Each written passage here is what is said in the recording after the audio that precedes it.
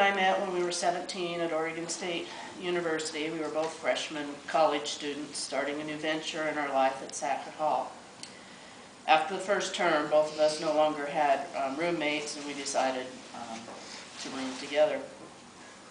I don't know what sealed our lifelong friendship, but possibly it was the fact that a co-ed was murdered that year on campus, and we had to rely on each other for safety, going to each other's classes, always walking together whenever we could, or walking with somebody else, but always making sure that we had somebody with us and that we were safe.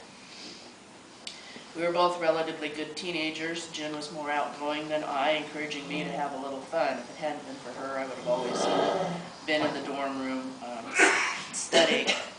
I remember when our dorm had its first kegger, I was curious about going, but decided I wouldn't, that I needed to study. Jen was curious also, and she decided to go to the kegger, and I was a little down in the dumps that I was studying, and Virginia was having fun, and 15 minutes later she came back and told me it wasn't so fun and decided to study with me. I don't think she went to any more keggers. While we were roommates, she studied hard, but she enjoyed life. She would walk down along the river and encourage me to take walks with her. She'd go to the campus barn and spend time with the animals and encourage me to go to the barn with her and spend time with the animals. If it hadn't been for Virginia, I would have never gone to movies on campus. I would have never seen MASH. I would have never gone to Jesus Christ Superstar. She was always behind me, prodding me to put the books down for a little bit and have a little bit of fun.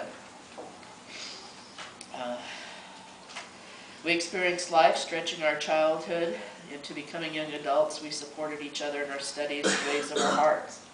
We offered advice in the decisions that faced us. When I met Virginia, she had already fallen in love with her husband, the D. David Crook. I remember coming home from class one day, and she was a basket case, crying and pacing. She had been listening to the draft lottery, and Dave's birthday had come up early. It seems like it was really early, like 1 or 3. You remember what you were? 2. You were 2. Well, he was really early. Most of my male friends were between 100 and 300, so it was quite a ways difference from what Virginia was facing with David. And this seemed like the beginning of the end for her. But President Nixon pulled us out of the war and ended the draft. So it wasn't near as bad as she thought it was that day. Partway through our second term at OHSU, Virginia became nervous because she had not been attending church for some time. She was shy about attending a new church on her own, so I told her I would go with her.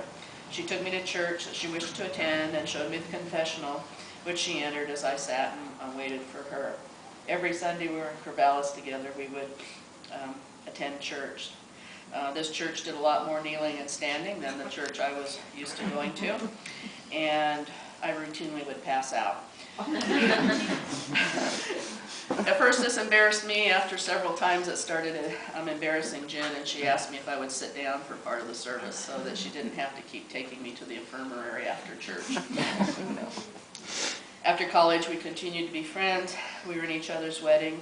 She stayed with me when Missy was in the hospital in Portland. Jen was a strong and courageous woman. She loved her family. She shared her concerns and pride with her family with me. She was successful in being cancer-free and was excited whenever she'd get a report stating that all was still well. She was born just over a month before me, and I would remember her birthday on her birthday, but would never get the card sent out in time to get to her on her birthday. But almost all the time, Virginia would remember my birthday ahead of time, so I would get my card when my birthday arrived. What a wonderful friend. Jen loved music. She liked to attend concerts for old groups that were doing reunion concerts. And the first one we attended together was a reunion concert